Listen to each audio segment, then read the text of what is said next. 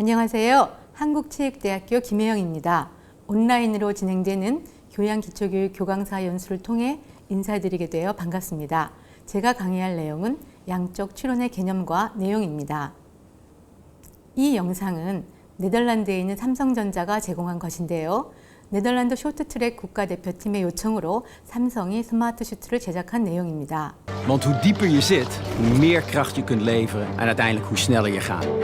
In het Samsung Smart Suit zitten 5 sensoren waarmee we real-time kunnen meten hoe diep de schaatser zit. En het mooie is, je kan op hetzelfde moment een signaal geven naar de rijder dat hij nog iets dieper moet gaan zitten.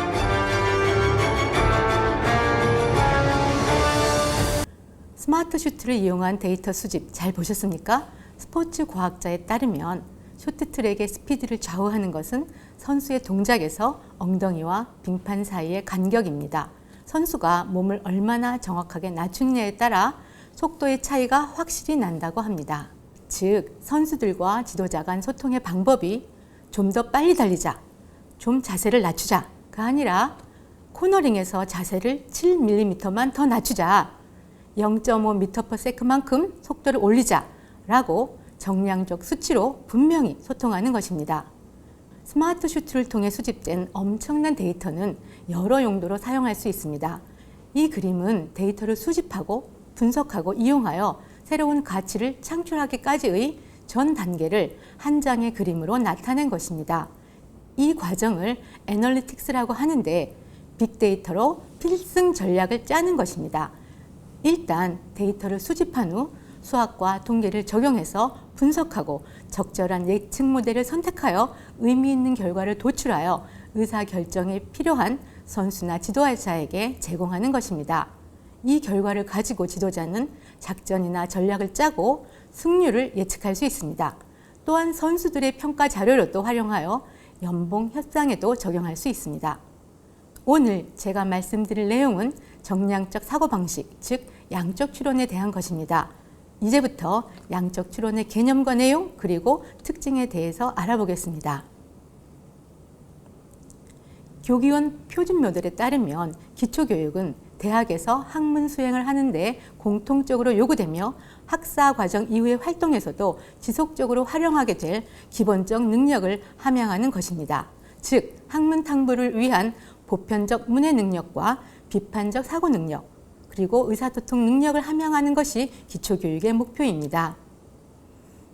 그러나 현재 대부분 대학에서 기초교육은 국어, 영어 등 의사소통 능력 중심이며 비판적 사고 능력과 보편적 문해 능력을 담당해야 하는 기초과학 및 수학은 사실 이공계 학생들의 전공 기초교육으로서의 역할을 하고 있습니다. 따라서 기초교육에서 함양해야 할 수리통계적 해석교육과 과학교육을 위하여 양적 추론을 제안드립니다. 2017년 박진희 교수의 연구에 따르면 미국 대학이나 전문대학에서는 교양 필수로 기초과학과 양적 추론 이수를 의무화하고 있습니다. 먼저 미국 대학의 교양교육에서 추구하는 양적 추론의 교육 목표를 살펴보겠습니다. 우선 예일대학교의 경우를 살펴보면 예일 칼리지는 교양교육 과정을 기초능력 필수와 영역별 필수로 구분합니다. 기초능력 필수는 학문활동을 하는데 반드시 필요한 능력이며 대학 졸업 후 사회의 일원으로서 갖추어야 할 기본 능력입니다. 반면 하버드 대학교는 교양 필수로 QR with Data, 즉 QRD를 2019년 도입하였습니다. QRD는 학생들이 데이터에 대해 비판적으로 생각하는 것, 데이터 분석에 대한 정량적 접근 방법, 질문에 대한 적절한 가정을 세우는 능력, 그리고 결론을 도출하는 데 필요한 수학적, 통계적 기법을 함양하도록 강조합니다. 그럼 양적 추론의 교육 목표를 달성하기 위해서는 어떻게 가르치고 평가할 것인가, 교과과정 내에서 어떤 교수진이 가르칠 것인가 등을 생각해야 합니다. 다행히 주변에 다양한 양적 추론 학습 주제들이 있습니다. 예를 들어 하이브리드 자동차를 사야 할까요? 탄소 배출권을 사야 할까요? 독감 예방 주사를 맞아야 할까요? 와 같은 큰 질문을 던질 수 있습니다. 사실 건강, 경제, 정치, 과학, 공학, 사회과학, 심지어 예술과 문학과 같이 다양한 분야의 학제적 맥락에서 양적 추론을 연구한 논문들이 있습니다. 우선 과학 분야에서 발생하는 현실적 문제 또는 학제적 문제를 해결하는 데 필요한 수학적 내용을 소개합니다.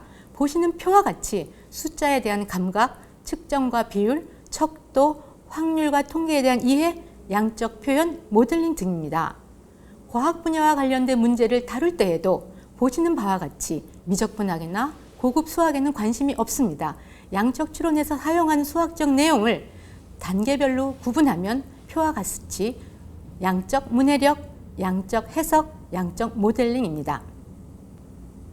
이와 같이 양적 추론은 현실적 맥락에서 적절한 기초 수학과 통계를 사용하여 비판적 사고를 통해 문제를 해결하는 것입니다. 기존의 연구에 의하면 때때로 강력한 수학적 능력은 양적 추론에서 그 강점을 논증으로 변환시킬 수 없기 때문에 간혹 문제 해결이 힘들 수 있다고 합니다. 이는 학생이 강력한 수학적 능력을 가지고 있지만 수학적 변환의 결과를 데이터 기반 주장 또는 답변으로 연관시키지 못할 수 있다는 것입니다. 그래서 제시된 그림과 같이 양적 능력과 추론 능력을 구분하여 좌표 평면의 한 점으로 나타낼 수 있습니다. 이 점은 양적 능력에 비해 추론 능력이 좀 우수한 학생을 보여주고 있습니다. 뉴스를 활용한 양적 추론 학습 사례입니다. 제시된 신문 기사는 2019년 글로벌 헬스 보고서를 인용해서 작성된 내용으로 한국의 100만 장자는 74만 명이고 전 세계 상위 0.9%가 전체 부의 44%를 차지한다는 것입니다. 이 기사로부터 성인 인구, 세계의 총 자산, 자산 규모의 분포 등을 피라미드 그래프와 지도를 통해 이해할 수 있고 추가로 질문을 만들고 추론을 통해서 해결할 수 있습니다. 양적 추론은 학제적 과목으로 여러 학문 분야와 연계해서 학습이 가능하다고 말씀드렸습니다. 그런 의미에서 모든 선생님은 양적 추론 선생님이다 라고 할 수 있습니다. 미국 오하이오주 옥스퍼드에 있는 마이애미 대학교는 1990년 양적 추론을 학제적 과목으로 개발하기 위해서 4가지 요인을 고려하였습니다. 즉, 데이터로부터의 학습, 양적 표현, 증거와 주장, 그리고 양적 직관입니다. 마이애미 대학교는 양적 추론 교육을 통해서 인문, 예술, 사회, 과학 등 여러 학문 분야의 인사이트를 통합하고자 하였습니다. 학제적 연구를 위해 양적 추론을 수강하는 학생들은 팀별로 학습된 학제적 핵심 과정, 개별 학습 과정 및 프로젝트를 수행해야 합니다. 학습 목표는 학생들에게 양적 추론의 주요 측면을 경험하도록 하고 능력 함양에 필요한 토대를 제공하는 것입니다.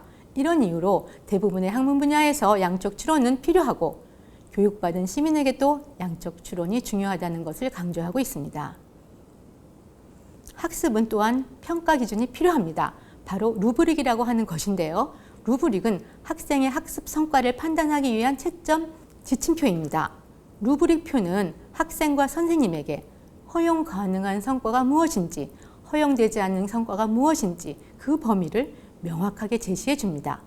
이 기준은 학생들이 할 수 있는 것의 관점에서 각 수행 수준에 대한 설명을 제공하고 이러한 수준의 우수, 적합, 부적합 같은 레이블을 할당합니다. 루브릭은 학습 과정과 내용을 모두 평가하는 데 사용할 수 있습니다. 제시된 표는 문제 해결을 위한 분석적 채점 척도 사례입니다. 지금까지 말씀드린 것을 정리하겠습니다. 양적 추론은 양적 문해력, 수리력이라고도 하며 일종의 양적 언어입니다. 양적 추론은 학생들의 전공과 관계없이 비판적 사고를 기반으로 데이터를 정확히 이해하고 이를 활용하여 의사결정을 할 수 있도록 양적 자료를 통해서 배워야 하는 기본 능력입니다. 예를 들어 그럴듯하게 분석한 단순한 상관관계가 마치 인과관계인 것처럼 포장되어 우리를 속이는 경우 이를 비판할 수 있는 능력입니다. 양적 추론은 능동적 학습이며 학습 과정에 적극적으로 참여하는 학습입니다. 그래서 집어넣는 교육이 아니라 끄집어내는 교육이라고 할 수 있습니다. 수용적 사고가 아니라 비판적 사고가 필요합니다. 학생들은 학습 과정에 적극적으로 참여할 때 더 빨리 배우고 지식을 더 오래 유지하며 탁월한 비판적 사고 기술을 개발할 수 있다고 합니다. 지금까지 말씀드린 것을 한 장의 슬라이드로 표현해 보았습니다. 양적 추론은 교양의 기초교육으로서 모든 학생들을 대상으로 합니다. 교육 목표는 양적 정보를 사용하여 논리를 만들고 설명하고 평가하는 능력을 개발합니다. 교육 내용은 정답이 없는 현실의 문제를 수학과 데이터로 추론합니다. 교육 방법은 능동적 참여학습과 창의적 학습 방법입니다. 평가 방법은 교육 목표에 따라 개발해야 합니다. 양적 추론은 다학문적 주제를 다루고 결국 양적 직관과 사고의 습관을 키우는 것입니다. 마무리하겠습니다. 교양의 기초교육에 개설된 기초과학과 수학은 과학기술 분야의 전문가 양성을 위한 전문교육과 분명하게 구분되어야 합니다. 과학과 기술의 원리와 방법보다는 의미와 가치를 더욱 강조하는 것이 핵심이 되어야 합니다. 그렇다고 생활 속의 수학이나 과학과 같이 흥미 위주의 연성화된 과목은 아닙니다. 그래서 교양의 기초교육에서 다루어야 할 수리통계적 해석교육과 과학교육으로 양적 추론을 제안했습니다. 교양의 기초교육은 복잡한 사회에서 합리적이고 민주적인 의사결정을 하는데 중요한 역할을 담당합니다. 특히 양적 추론은 사회에서 그리고 일상생활에서 접하는 양적 정보에 자신 있게 대처할 수 있는 능력을 함양합니다. 양적 추론은 현대 사회가 요구하는 인재로서 그리고 시민으로서 반드시 갖추어야 할 기본 소양입니다. 감사합니다.